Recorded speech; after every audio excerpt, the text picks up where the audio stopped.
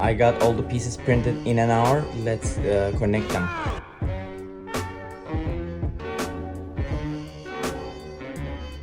The base is finished and bonded together.